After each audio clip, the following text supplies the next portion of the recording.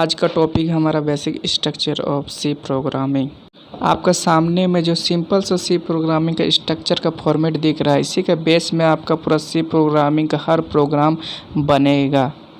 First section है हमारा document section, फिर सेकंड है pre processor directive, third global declaration, fourth main function section, फिर डिक्लेरेशन पार्ट, एक्सक्यूएल पार्ट और सब प्रोग्राम। आइए हम वन बाय वन डिस्कस करते हैं। फर्स्ट सेक्शन है हमारा डॉक्यूमेंट सेक्शन। डॉक्यूमेंट सेक्शन का हम लोग यूज़ कमेंट्स लिखने के लिए करते हो सकता है आप सिंगल लाइन में लिखे या मल्टीपल लाइन में लिखे। आप कमेंट्स कितना भी लाइन में लिखे या आपका मर्जी, उसी को हम लोग डॉक्यूमेंट सेक्शन बोलते हैं। तो प्रोग्राम में कमेंट्स लाइन का यूज करते हैं तो कैसे लिखेंगे आइए जानते हैं। First for a single line, तो अगर सिंगल लाइन के लिए हम लोग लिखना चाहते हैं अगर कोई भी कमेंट, तो डबल स्लैशेस से हम लोग को लिखना पड़ेगा। सेकंड पॉइंट है फॉर ए मल्टीपल लाइन, अगर हम लोग को मल्टीपल लाइन में कमेंट्स लिखना है, मतलब एक से ज़्यादा लाइन में हम लोग को कमेंट्स लिखना है, तो स्लैश एस्ट्रिक एक स्टार्टिंग पॉइंट है, dot dot dot asterisk slash end point है। देखिए स्लैश एस्ट्रिक से स्टार्ट करते हैं, एस्ट्रिक स्लैश से बंद करते हैं। अब हमारा नेक्स्ट सेक्शन है pre processor directive. Pre processor directive header file को इंक्लूड करता है या लिंक कर सकता है, जो भी बोले। जैसे आपका ऑब्जेक्ट कभी भी एग्जाम होगा कॉलेज में तो ऑब्जेक्टिव क्वेश्चन में पूछा जाता है कि हैशटैग है क्या, तो हैशटैग एक प्री प्रोसेसर डायरेक्टिव है जो लिंक करता है हेडर फाइल को। अब हमारा फर्स्ट सेक्शन है लिंक सेक्शन। लिंक सेक्शन के द्वारा हम प्रोग्राम में हेडर फाइल को इंक्लूड कराने के लिए करते हैं। लिंक सेक्शन के द्वारा जो हेडर फाइल का फंक्शन है उसको हम इंक्लूड या लिंक कराने के लिए ही करते हैं। हैशटैग इंक्लूड studio.h, इसका फुल फॉर्म है standard input output header file. इसका यूज हम इनपुट और आउटपुट के लिए प्रोग्राम में करते हैं। जैसे स्कैनअप हमारा इनपुट देता है और प्रिंटअप हमारा आउटपुट देता है।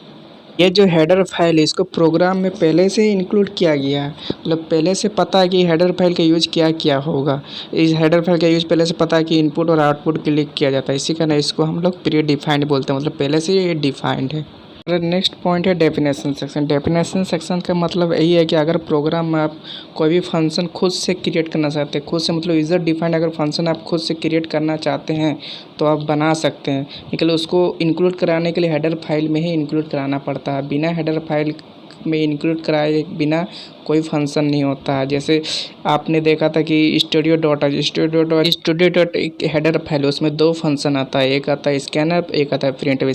तो उसी को आप किसका अंदर इंक्लूड कराए थे, स्टूडियो डॉट के अंदर ही इंक्लूड कराए। अब नेक्स्ट सेक्शन है हमारा global declaration. Global declaration section में हम वेरिएबल या कोई फंक्शन को हम डिक्लेयर करते हैं।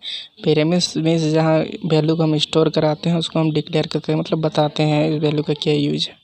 अब हमारा मेन फंक्शन। मेन फंक्शन से हर प्रोग्राम स्टार्ट होता है।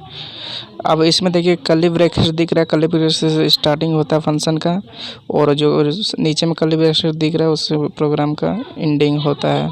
मेन फंक्शन से हमारा कोई ना कोई वैल्यू को रिटर्न कराना होता है, जैसे कि इंटीजर वैल्यू या फ्लोट वैल्यू या कैरेक्टर वैल्यू, उस वैल्यू को हम लोग को रिटर्न कराना पड़ता है। अगर रिटर्न नहीं कराना है कोई वैल्यू को तो आप वहाँ पर वॉइड के यूज कर सकते हो जो रिटर्न 0 दे, मतलब उसमें कुछ वैल्यू वो रिटर्न नहीं देगा। पार्ट दिख रहा है, डिक्लेरेशन पार्ट देख रहे हैं, एक्सक्यूटेड पार्ट है। डिक्लेरेशन पार्ट से हम वैल्यू को डिक्लेयर कराते हैं, मतलब बताते हैं क्या इनपुट है। एक्सक्यूटेड पार्ट से हम वैल्यू को आउटपुट कराते हैं, जैसे मतलब कुछ भी अगर एग्जांपल में नेम लेंगे तो नेम डिक्लेरेशन पार्ट हो, उसको जब आउटपुट आएगा तो मतलब एक्सक्यूटेड पार्ट है। जैसे 2 + 2 मतलब वो डिक्लेरेशन पार्ट है, जो आउटपुट आ गया आंसर मतलब 4 वो एक्सक्यूटेड पार्ट है। सेक्शन है हमारा सब प्रोग्राम सेक्शन। सब प्रोग्राम सेक्शन एक यूजर डिफाइंड फंक्शन है, तो मतलब कोई भी अगर हम उसमें फंक्शन लिखेंगे तो मतलब वो अपना तरीका से लिख सकते हैं, मतलब यूजर डिफाइंड से लिख सकते हैं। उस फंक्शन को हम लोग जस्ट मेन फंक्शन के नीचे में ही लिखेंगे, उसी को हम लोग बोलते हैं सब प्रोग्राम सेक्शन। नेक्स्ट टॉपिक हमारा होगा हेडर फाइल के बारे में।